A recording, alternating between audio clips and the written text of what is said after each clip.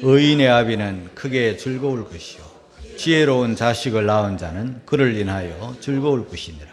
내 부모를 즐겁게 하며 너 낳은 어미를 기쁘게 하라. 부모를 공경하는 마음. 우리가 이 땅을 살아갈 때 하나님 경외하고 부모를 공경하는, 하나님 사랑하고 사람을 사랑하는, 여기서부터 우리 인간의 인간됨이 시작이 되는 거예요. 근데 부모에 대한 그 은혜는 사람들이 잘 늦게 깨달아요. 주로 부모의 무덤 앞에서 많이 깨달아요. 죽음 앞에서 늦잖아요. 어느 한 딸이 어머니가 위암 판정을 받고 그때 이제 깨달았어요. 그래서 깨달음을 인터넷에 올렸던 그 글을 여러분들에게 잠깐 소개하겠습니다. 어머니, 나에게 티끌 하나 주지 않는 그린들을 보면 내가 불쌍하다고 생각했습니다. 그러나 나에게 전부를 준 어머니가 불쌍하다고 생각해 본 적이 없습니다. 나에게 인사치레로 밥 한 번 사준 친구들과 선배들은 고마웠습니다. 답례하고 싶어서 불러냈습니다. 그러나 날 위해 평생 밥을 짓고 밤늦게까지 기다리는 어머니께 감사하다고 생각해 본 적이 없습니다. 실제로 존재하지도 않는 드라마 속 배우들 가정사에 때로는 눈물을 흘리기도 했습니다. 그러나 내 앞에 있는 어머니, 일상에 지치고 힘든 어머니를 위해 진심으로 눈물을 흘려본 적이 없습니다. 골방에 누워 아파하던 어머니의 걱정은 제대로 한 번도 해본 적이 없습니다. 친구와 애인에게는 사소한 잘못 하나에도 미안하다고 사과하고 용서를 구했습니다. 그러나 어머니에게는 잘못을 셀 수도 없이 많이 하면서 용서를 구한 적이 없습니다. 죄송합니다. 죄송합니다. 이제야 조금 알게 되어 죄송합니다. 아직도 너무도 많은 것을 알지 못해 죄송합니다. 그래도 이 딸은 어머니가 위암 판정을 받고 사경을 헤맬 때라도 깨달아서 다행히 못 깨닫는 부모들, 자식들이 많습니다. 여러분, 오늘 저와 여러분들이 살아가는 이 시대가 어떤 시대라고 생각합니까? 죄악된 세상이잖아요. 그리고 세상 말세하고도 지말이라 하잖아요. 이럴 때 오늘 이 시대가 어떤 시대인가, 이 세대가 어떤 세대인가, 저는 여러분들에게 분명하고 뚜렷하게 나타나는 증거인 부모를 거역하는 세대라고 말씀을 드릴 수 있어요. 부모를 거역하는 세대. 그래서 저는 부모를 거역하는 이 세대에 로마서 1장 말씀이 생각났어요. 로마서 1장에 사람들이 하나님을 영화롭게도 아니하고 하나님께 감사치도 아니하고 하나님을 의식 속에 생각하지도 않고 마음에 하나님 두기를 싫어하고, 그러니 여러분, 이게 너무 심하면요, 사람이 사람답지 못하면요, 그것도 이미 죄악이 아주 찌들어 있으면요, 의사들이 환자를 치료하려고 열었다가 암이 너무 심하면요, 그게 초기나 뭐 이렇게 되면은 약물 치료도 해보고 수술도 해보고 뭐 방사선도 해보고 그렇게 할 때는 그래도 희망이 있어요. 근데 이게 확 퍼져 있을 때는 의사도 손을 쓸 수가 없잖아요. 그러면 이 의사가 어떡합니까? 해봐도 소용이 없는 거예요. 그럴 때는 포기하는 거예요. 의사가 포기하는 환자가 심한 상태면요, 이걸 저는 인간이 죄악으로 찌들어가지고 죄악으로 물들어가지고 총체적으로 부패할 때, 그게 이 노아 시대잖아요. 노아 시대 사람이 아니에요. 사람이 육체가 돼. 종일 생각하는 것은 죄만 생각하고 하나님과 멀어져가지고 지 마음대로 살고, 그러니까 하나님께서 홍수를 내려서 아주 땅을 썰어버리잖아요. 희망이 없어 그런 거예요. 요만큼만 희망이 있으면요, 그걸 한번 살려보고 고쳐보고 회복시켜 보려고 노력을 할 거예요. 그런데 오늘 저와 여러분이 살고 있는 이 시대, 주님 다시 오시기 전에 노아의 때와 같고 롯의 때와 같은 이 시대를 지금 저와 여러분이 살아가고 있는데요. 이 로마서 1장 28절에 하나님께서 상실한 마음대로 버려두는 거죠. 하나님께서 말씀하시고 고치시고 또 일러주셔가지고도 이게 해결이 안 되는 거예요. 너무 악으로 기울어진 거예요. 그래서 버려버리는 거예요. 이게 제일 비참이에요. 하나님 버리시면 여러분 끝난 겁니다. 자, 버려두니까 어떤 결과가 나타나는 가 로마서 1장 28절을 한번 우리 읽고 갑니다. 시작. 또한 저희가 마음에 하나님 두기를 싫어하며 하나님께서 저희를 그 상실한 마음대로 내어 버려두사 합당치 못한 일을 하게 하셨으니. 여러분, 우리가 가정에서도 음식물을 이렇게 관리할 때 이 음식물 지금 못 먹고 다음에 먹으려고 할 때 그래도 음식물이 아직까지 먹을 수 있을 때는 냉장고 속에 들어가기도 하고 냉동실에 들어가기도 하고 또 때로는 끓여서 다시 데펴가지고 보관하기도 합니다. 그러나 상했어요. 냄새가 나요. 곰팡이가 펴요. 그러면 그걸 냉장고 속에 넣을 이유가 없는 거죠. 그걸 다시 끓여가지고 보관할 이유가 없는 거예요. 그걸 냉동실에 다시 넣어가지고 보존할 필요가 없는 거예요. 이미 썩었어요. 이미 상했어요. 냄새가 나요. 그러면 이거는 방법이 없어요. 이거 쓰레기통에 들어가는 거예요. 점점 더 썩어가는 거니까. 똑같아요. 사람도요, 희망이 있으면 고쳤어요. 그러나 희망이 없으면 버리는 거죠. 그때 이 로마에 있는 사람들이 썩었어요.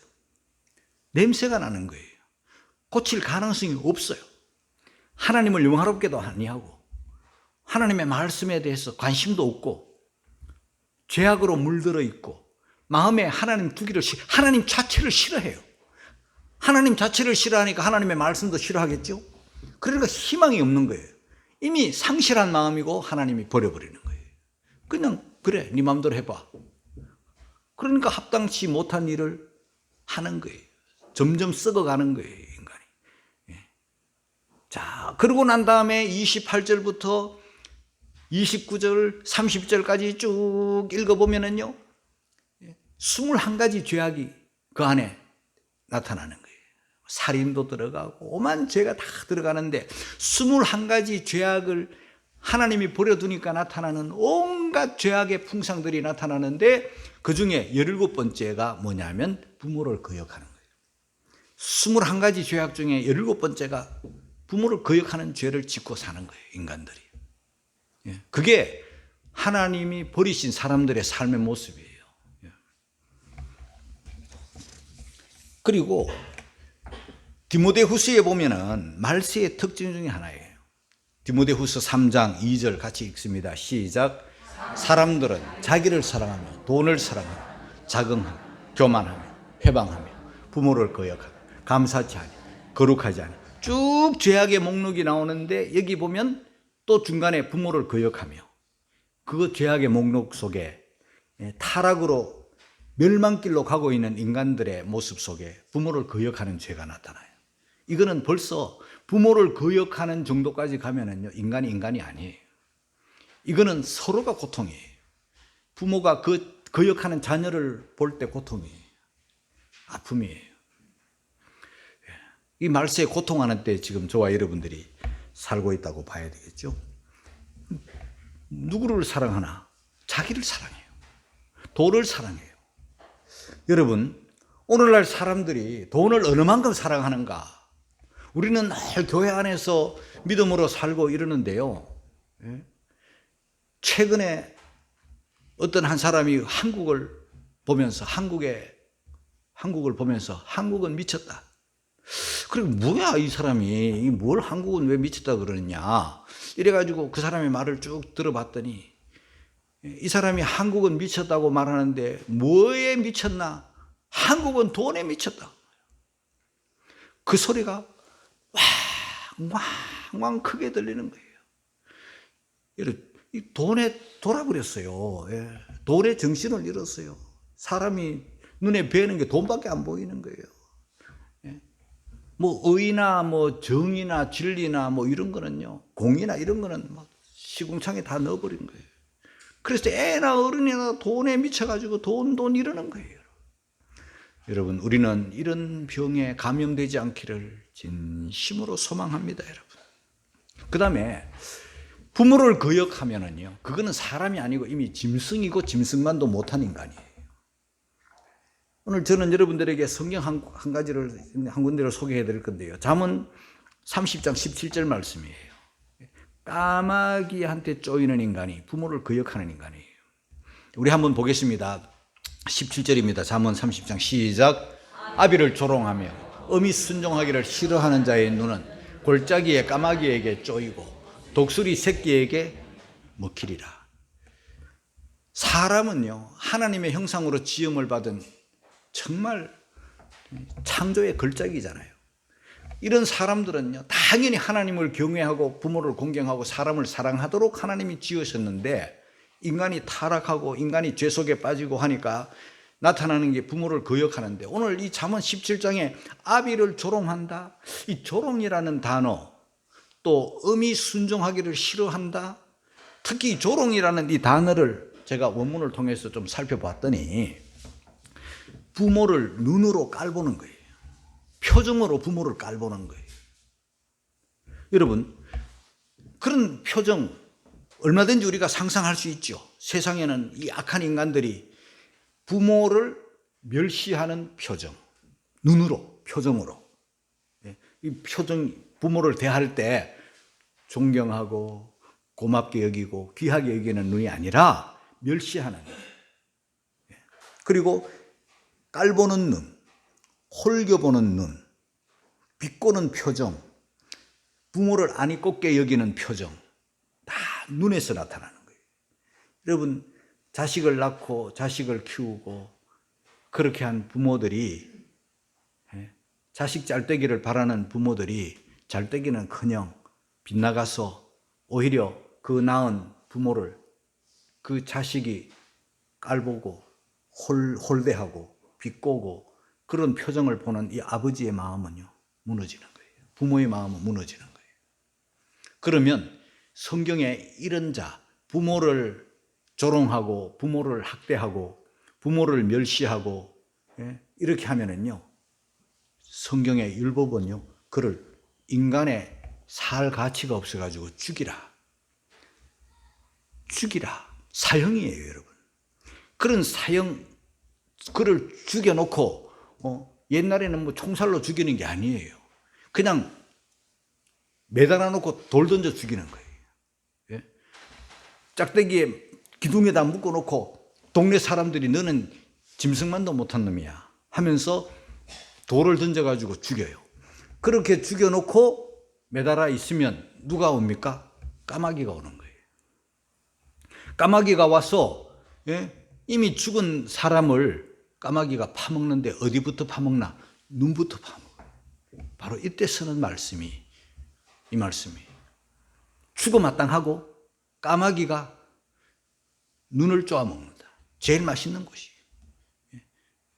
그런데 왜 하필이면 까마귀가, 왜 하필이면 독수리가, 새끼들이 그것도 봤더니 이 까마귀는요, 우리가 볼 때는 시커먼 까마귀고 또 소리도 뭐 예쁜 짹짹짹짹 뭐 이렇게 예쁜 소리도 아니고 깍깍 하면서 지나가니까 우리가 까마귀 뭐 시커멓고 이쁘지도 않고 뭐 보통 새들은 알록달록하고 뭐 어딘가 예쁜 모습이 있는데 이거는 크고 뭐 시커멓고 소리도 깍깍 그러니까 까마귀 사람들이 별로 안 좋아해요.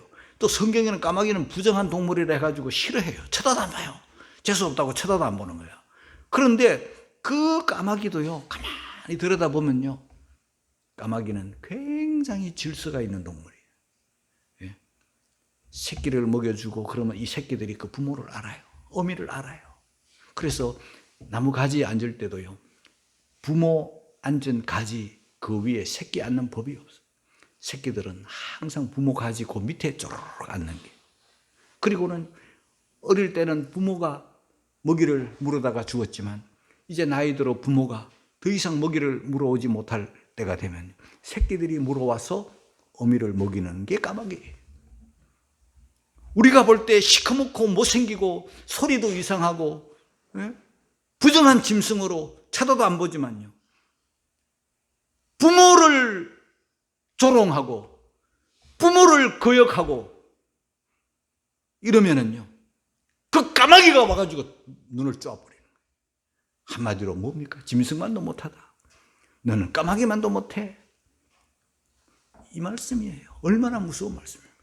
살 가치도 없어, 까마귀의 먹이야. 부모를 거역하는 자식들의 불효막심한 인간들의 모습이죠.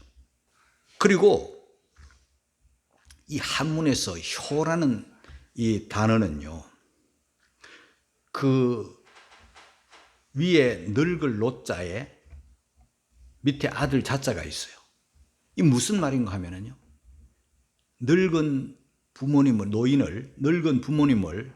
아들이 등에 업고 있는 모습, 그 모습이에요. 여러분, 부모들이 늙으면 아픈 데가 많고 잘 걷지도 못하고 그러잖아요. 그럴 때 자식이 그 부모를 등에 업고 구경도 시켜드리고 식당도 데려가고 업고 사는 거예요. 그게 사람이고 그게 효예요. 옛 시인은 이런 노래를 했습니다. 나무가 고요하고자 하나 바람이 그치지 않고, 자식이 효도하고자 하나 어버이는 기다리지 않는다. 어버이 살아실제 섬길 일 다하여라. 지나간 후면 애달다 의아하리. 평생에 고쳐 못할 일은 이뿐인가 하노라. 저는 그 어머니 마음을, 어머니 은혜를 지은 양주동 씨의 그 노래가 생각나요. 양주동 씨, 아마 지금은 살아계시지 않겠죠. 예쁜이니까.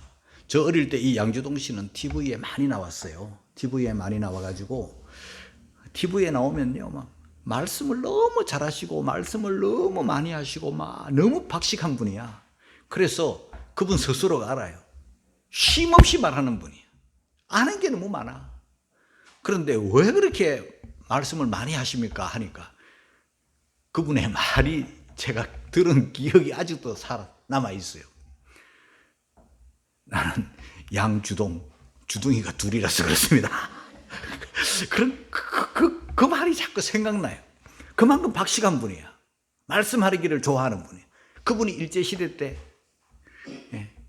일본의 요청을 받아가지고 시를 남겼어요. 거기에 이홍렬이라는 사람이 곡을 붙여가지고 우리가 즐겨 부르는 어머니 은혜예요. 나실제 괴로움 다 잊으시고 기르실제 밤낮으로 애쓰는 마음, 진자리 마른 자리 갈아뉘시며 손발이 다닳도록 고생하시네. 하늘 아래 그 무엇이 넓다 하리요. 어머님의 희생은 가히 없어라. 일제시대 때 일본 사람들이 양주동 씨한테 이 가사를 받고 터뜨린 노래예요. 우리를 학대하던 일본도, 우리를 지배하던 일본도 이 노래 앞에는 그야말로 어머니의 은혜, 부모님의 은혜 앞에는 다 한국 사람이나 일본 사람이나 동일한 마음이 아닌가, 그런 생각을 해봅니다. 우리가 부모를 기쁘시게 하는 사람들이 돼야 됩니다. 어떻게 해야 되나? 잠언 23장 22절에 이런 말씀이 있습니다. 다 같이 시작. 너 낳은 아비에게 청종하라. 내 늙은 어머니를 경히 여기지 말지는. 아비에게 청종하라. 늙은 어미를 경히 여기지 말라. 여러분, 아버지가 말씀을 할 때 자녀들은 청종해야 된다. 그런데 여러분, 이 말하기는 쉬워도요, 듣는 게 사실 어렵습니다.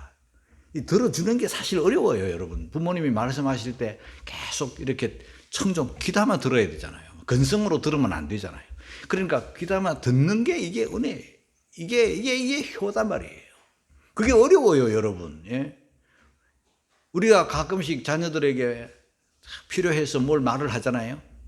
이래야 된다, 저래야 된다 말을 하면 자식들이 엄마, 그거 벌써 한 10번째 하는 거야. 그거 한 5번째 하는 거야. 사실 부모는 그게 처음이라고 지금 말하고 있는 거예요. 중요하기 때문에 하는데 자식은 그거 벌써 숫자 하려고 있어요. 5번, 10번. 이게 자식이에요, 여러분. 한마디로 그런 말 하지 말라는 거야. 이제 더 이상 하지 말라는 게 다 아니까. 이게 청종이 안 돼 있는 자세잖아요. 어머니는, 아버지는 중요해서 또 말하는 거예요. 거듭 말하는 거예요. 그런데 자식은 그걸 숫자 해면서 다 이제 듣기 싫다는 거예요. 잔소리다 생각하는 거예요. 예. 여러분, 효는 어디서부터 오는가? 5번 아니라 10번이라도, 아니 더 이상이라도 청종하는 거. 상대를 존중하는 거. 여러분, 부부가 한평생 살다 보면요, 새로운 말이 거의 없잖아요. 예? 한 40몇 년 살았는데 뭔 새로운 말이 있겠어요. 예. 그러면 다 이야기들이 옛 이야기들이고 했던 이야기들인데, 사랑하는 부부들은 했던 이야기라도 또 귀담아 듣는 거예요. 또 맞장구 치고 그래 맞아 하면서 좋아하는, 이게 사랑이고 이게 존중이에요. 아이 지금 몇 번째? 그러면요 같이 못 살아요. 그렇잖아요, 여러분. 예. 부부도 그런데 부모가 자식한테 무슨 말씀을 하실 때 자식 생각에 다 맞고 그게 아니잖아요. 부모님 말씀하시면 넋두리라도 들어주고, 별로 유익이 안 돼도 들어주고, 생산성이 없어도 들어주고, 때로는 푸념까지도 들어주는 거. 들어주는 게 여기서부터 효가 시작이 된다니까요. 이거 못 들으면요, 아이 귀찮아, 잔소리 좀 그만해, 5번째야, 이거 10번째라고 언제까지 또 하실 거야. 이게 불효예요, 여러분. 경히 여기지 말아야 된다. 늙으면요 힘도 없어지고, 얼굴도 쭈그러들고, 몸도 쭈그러들고, 키도 쭈그러들고, 늙어가는 게 서럽고 억울한데, 자식마저 멀쩡한 자식, 잘난 자식이, 건강한 자식이, 많이 배운 자식이 그 늙은 어머니를 무시하고 경히 여긴다는, 가볍게 여긴다는 거예요. 이 말투 하나가 엄마는 막 이러면서 비꼬고 이러면요, 자식 앞에 초라한 어미의 모습으로 마음이 무너지는 거예요. 여러분, 저는 노인들이 되면은요 자꾸 화장이 짙어지는 이유가 있잖아요. 거울을 보니까 옛날 같지 않거든요. 그러니까 화장이 자꾸 짙어지는 거예요. 그 짙어지는 화장을 이해를 해야 되잖아요. 그래서 화장에 대해서 이번에 설교를 준비하다가 인터넷으로 봤더니 화장의 시작이 어디서부터 됐는가 봤더니 그 20대 결혼을 앞둔 여성들이 결혼을 앞둔 여성이니까 얼마나 예뻐요. 피부도 곱고 최고 예쁠 때 결혼하잖아요. 그런데 화장을 살짝 해주면요, 그 예쁜데 더 예뻐가지고 얼굴이 막 확 받쳐지잖아요. 그래서 화장을 하게 됐는데, 그런데 20대 화장을 하면 말 그대로 화장이야. 그런데 30대가 화장을 하면 치장, 40대가 화장을 하면 분장, 50대가 화장을 하면 변장, 60대가 화장을 하면 포장, 70대가 화장을 하면 환장. 와, 그거 사람들이 알아요. 예? 그런데도 화장을 살짝 해도 이뻐지지가 않아. 얼굴에 뭐 자꾸 뭐가 자꾸 나고 생기고, 뭐 그무스름한 것도 생기고, 햇빛에 거르고, 그래서 화장이 자꾸 길어지고 자꾸 진해지고 막 이렇게 하니까 이게 분장, 변장, 포장, 환장까지 하면서도 하는 거예요. 왜 그래요? 그 이뻐지고 싶은 마음. 그런데 그것도 모르고 늙은 부모를, 많이 배우지 못한 부모를, 많이 가지지 못한 부모를 우리가 기형이 여기거나 그렇게 소홀히 여기면, 무시하면, 비꼬는 눈으로 쳐다보면 무너지는 거예요. 최근에 4월 20일 날 중국의 어떤 육상 대회가 있었던 거예요. 아주 큰 대회였는데 우옌리라는 여자 육상 선수가 있었어요. 그 전에 큰 시합에서 은메달을 땄기 때문에 사람들이 그날따라 많이 왔어요. 우옌리 하면서 와가지고 막 이제는 막 은메달이 아니라 중국에서 아주 뜨는 그런 세계적인 선수니까 이제 사람들이 기대를 하고 왔을 거 아니에요. 이제는 막 은메달을 넘어서 금메달을 따기를 바라고 막 왔는데 그날따라 경기장에 운동장에 탁 나타난 우옌리가요 너무 이쁘게 해가 온 거야. 그래서 보니까 저도 그 사진을 봤는데요. 우옌리 화려한 화장을 하고 출전한 거예요. 원래 육상 선수들은요, 막 운동장에서 땀을 흘리기 때문에 그냥 맨 얼굴로 나오는 게 보통 여자들의 모습이래요. 그런데 막 화장을 아주 진하게 하고 나왔어요. 나도 봤더니 눈 밑에 뭐 별 모양을 막 파닥파닥 붙여놓고 그 다음에 또 머리핀도 아주 다 사람들 눈에 팍 튀는 것도 해놓고 액세서리까지 착용을 하고 입술은 막 시뻘겋게 그려놓고 막 그래가지고 뭐야 사람들이. 그런데요 그날따라 이 우옌리가 너무 못한 거야. 잘했으면 또 감춰줘요. 얼굴도 이쁜데 또 운동까지 잘하네 하면서 운동도 잘했는데 얼굴도 예쁘네 하면서 막 잘해 칭찬을 해줄 텐데 그날따라 10등을 했대. 그러니까 탈락이야. 2등을 해가지고 1등 하기를 바랬는데 3등도 아니고 5등도 아니고 10등을 해가지고 성적이 아주 그냥 바닥을 치니까 사람들이 뭐라고 했는가 하면 운동선수가 육상선수가 육상 잘하기를 바라고 기대하고 나왔더니 네 화장한 거 보러 왔냐? 중국 사람들이 막 그냥 비난을 엄청 비난을 받은 거예요.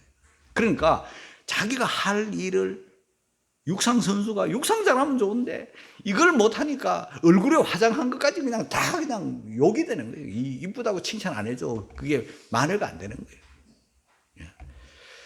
뭘 말하는 겁니까? 우리가 부모들이 연세가 많아지고 얼굴이 자꾸 이렇게 쭈그러들고 막 피부가 거칠어지고 막 그냥 그러니까 이걸 자식들이나 누구 앞에서 좀 예뻐 보이고 싶어가지고 화장 변장까지 하면서 환장까지 하면서 이렇게 하는데 그걸 막 무시하고 공격하면 그 부모님들은 갈 곳이 없는 거예요. 쭈그러진 모습에 자식들마저 경히 여기면요 갈 곳이 없는 거예요. 어떻게 해야 되겠습니까? 어쨌든 가진 게 없어도 배운 게 없어도 나타낼 게 없어도 부모는요 자식들에게만큼은 존경받아야 되지 않겠어요? 인정받고 싶은 마음이 없겠어요? 부모를 기쁘게 해야 되는 거예요. 사무엘 23장 오늘 본문이죠. 24절 25절 같이 읽겠습니다. 시작.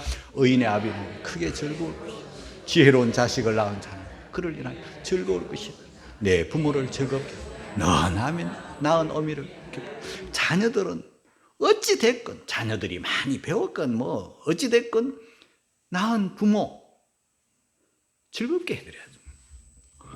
청종하고 무겁게 여기고 공경하고 순종하고 이러면서 어쨌든 부모를 행복하게 부모를 즐겁게 부모를 기쁘게. 의인의 아비 의인이 누구입니까? 하나님을 아는 우리 성도들이 의인 아닙니까? 저와 여러분들이 부모님을 기쁘게 해드리는데 즐겁게 해드려야 어느 정도로 크게 즐겁게 해드리는 겁니다. 부모들이 울고 있는 한, 부모들이 우울해 있는 한, 부모들이 슬퍼하는 한, 부모들이 갈 곳을 잃어 방황하는 하는 한, 여러분 우리는 의인 아니에요. 의인들은 부모를 크게 즐겁게 해드려요. 지혜로운 자식이 누구입니까? 하나님의 성도들이 하나님의 사람들이 지혜의 근본인 하나님을 경외하는 사람들이 지혜로운 사람 아니겠어요? 지혜로운 저와 여러분들은 부모를 즐겁게 해야 돼요. 부모를 즐겁게 하지 못하면 그건 지혜로운 사람 아니에요. 부모를 울게 하고 아프게 하면 그건 의인 아니에요. 부모를 즐겁게 하면 너 낳은 어미를 기쁘게 하라. 여러분들의 어미, 부모 어떻게 하면 좋아하겠는가? 이번에 이제 우리 오여전도에 모여가지고 밥도 먹고 배도 타고 차도 마시고 구경도 하고 여러분 저 영종에 인스파이어 노인들 모시고 갔어요. 몇 분 안 되는 노인이 다 빠졌어요. 노인들이 바빠가지고 노인들도 바쁘대요. 누구 온다 그러고 그래가지고 소수가 모였을지라도 인스파이어 진짜 대단한 거예요. 그 구경거리를 구경시켜줬더니 좋아하시고 그리고 맛있는 음식도 대접을 했더니 좋아하시고 차도 마시고 분위기 있는 곳에서 그랬는데요. 진짜 좋아하시는 게 뭐냐면요. 용돈을 드렸더니까 최고 좋아하시는 용돈을 처음으로 드렸어요. 은행에서 막 빳빳한 돈으로 바꿔가지고 많이는 못 드렸지만 인사로 그냥 그렇게 드렸더니 밥 다 쓰실 때보다 더 좋아하셔. 인스파이어 소용도 없어. 현찰을 좋아하시더라고. 여러분 답이 나왔어요. 여러분 어버이 주일에 부모님 주머니에 용돈을 드리는 게 아마 최고일 거예요. 부모를 즐겁게 하라. 잠언 17장 25절입니다. 다 같이 시작. 미련한 아들은 그 아비의 근심이 되고 그 어미의 고통이 되느니라. 우리가 이런 미련한 자식이 되면 안 되겠어요. 많이 배우면 뭐합니까? 인물 잘나면 뭐합니까? 세상 똑똑하면 뭐합니까?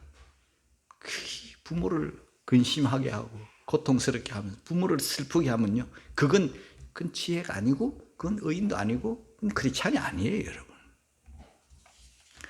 부모를 즐겁게 하는 방법 두 가지. 에베소서 6장 1절 같이 읽겠습니다. 시작. 자녀들아 너희 부모를 주 안에서 순종하라. 이것이 순종.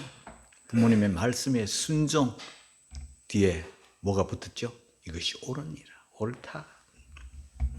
두 번째 6장 2절 같이 읽습니다. 시작. 내 아버지와 어머니를 공경하라. 이것이 약속 있는 첫 계명. 두 번째는 공경하라.